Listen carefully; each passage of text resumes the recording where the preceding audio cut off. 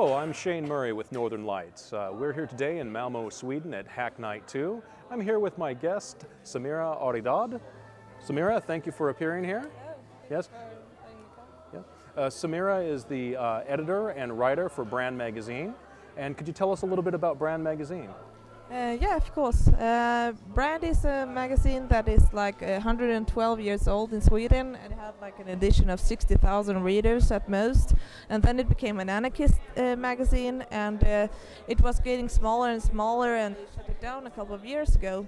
And we were like a couple of, or 8, 9, 10 old activists who got together and said that we need a radical social magazine in Sweden. We don't want a magazine who only takes the debate. We want to connect what we're writing with what people are doing, the social movements right now. So not you felt just that there was write about them, but from their perspective as well, because we were one of them.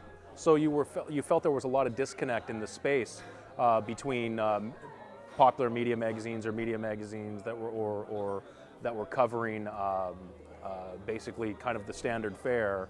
Well, mostly we weren't saying that, oh, you're just only stupid, you don't want to cover us, because they did cover us, but we didn't have any inside voice at all. So we wanted to say that we have to step out in the light again and show our faces, because it's a real radicalization process in Sweden as well, where left activists are calling extreme activists and, rock throners or etc. etc. So it's a bad climate now for political activism, where it's needed the most. Yeah.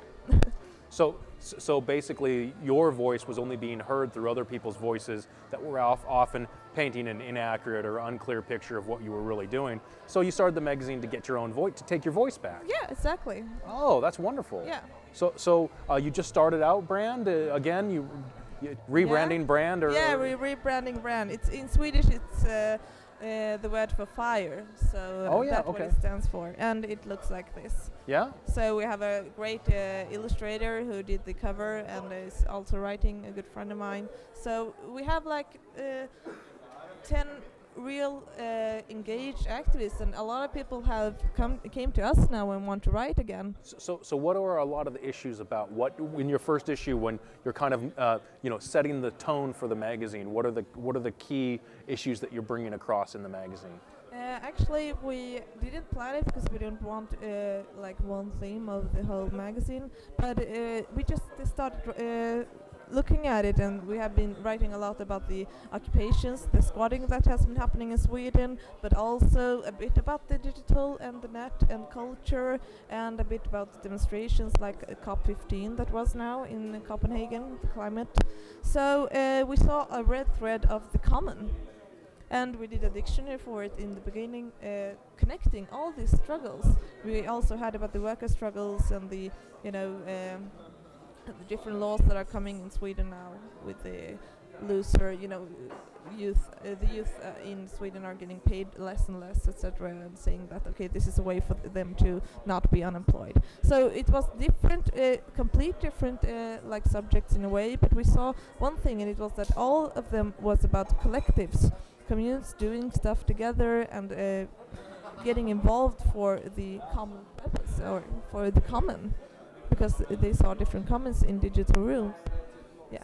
Exactly. Kind of like how Hacknight tonight is kind of like this cross-pollination of ideas through different people and whatnot, and spreading, many interests in giving people a voice. And so you've seen a real backlash against people organizing here in Sweden, or is that? I mean, the backlash is on different levels. What we're connecting is the room of the digital and the room of the physical space we have, and with different common houses and like communal houses, etc., being sold out, schools being sold out, etc. In Sweden, we have much less places to meet.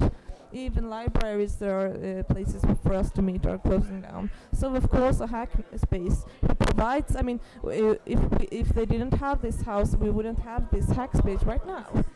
If it would become a store again, where only people who, if you are in different stores, if you are on private property, the only thing you can do is to consume and get out there. The other purposes aren't allowed there. And me and a friend actually wrote an article about it in the magazine, saying that we have to connect the net and the city. We have to see at the architecture, but also at what common places do we have? Where can we meet and not only be consumers? So you think that these communal houses and whatnot, they strengthen the society? They strengthen the society, but they have to be ruled and based on the people using them as well. So, I mean, even in Sweden now we have a great bureaucracy with authorities saying that, okay, you have to apply for this and this and this. And people have firstly agreed on that. But now we have been, we're paying taxes. They are I mean, they're not used for what they said that they would be used for. They're not used for common places anymore. They're selling them out and taking the money and doing something else with them. Is there an agenda behind it, do you think, that they have? Or is it just to save money? Or? I mean, to save money, but also, of course, we have a right-wing government right now. But actually, the Social Democrats did that as well. And I think it's pressure. I mean, private property always want to expand. And people, the ground gets more and more valuable, in example, in Stockholm, where I live.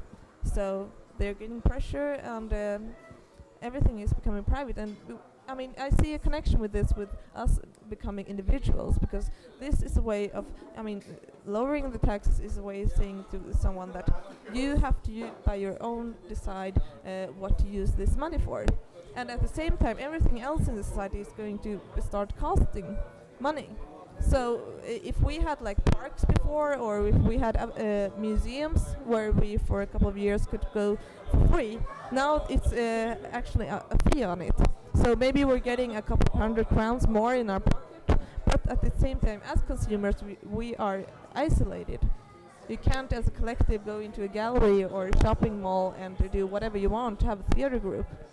Do you think laws that are being passed to reduce the privacy or freedoms on the internet, such as the Swedish FRA Act and whatnot, do you think there's an association with acts like that, which reduce a netizen's power to collaborate freely and anonymously, are linked to the actual physical commons initiatives? Do you think there's... Definitely. I mean, in a...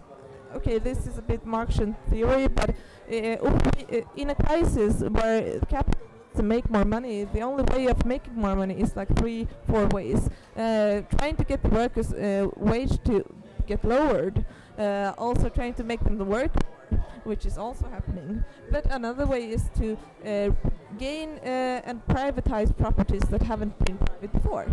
Spreading out. That is why we were looking to the third world, I mean, 50, 60, 70 years ago, and it's happening again. So they have to look at what areas can we get surplus value from.